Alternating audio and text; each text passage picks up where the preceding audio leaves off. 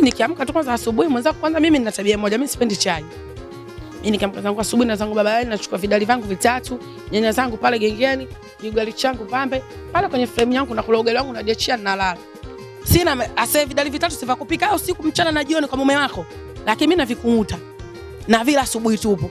Umenielewa? Mchana sielewi, naingia zangu babala nachukua chips zangu maina mshika wangu na soda yangu ninakula. Usiku naenda kwenye kisinia. Kizianja saa 5 na kila peke yangu mimi. Peke yangu na kwa mimi nina riziki fupi. Tuna riziki. Mimi nina riziki yangu mwenzako. Yeye riziki yake fupi na ndio maana ananiambia mimi riziki yangu fupi kama mkia kondoo, riziki yangu fupi kama si wanasema si mwezi wa pili, si mwezi wa ngapi mfupi, wanajua wao. Wao wenye riziki fupi, mimi riziki yangu ndefu. Mimi sina maisha magumu kama wao. Sema mimi sishai nguo kwanza. Mimi kwanza kona nimevaa leo ndo sivai tena hata miaka 3. Mimi huyo hapa naongea hata miaka 3 mimi sivai nguo. Na iache tu ndani na elea. Lakini nguo tamani sikava Jumapili hii Jumapili yote muona tena. Kigoma mpaka kinampaukia. Sasa mimi sio hivyo.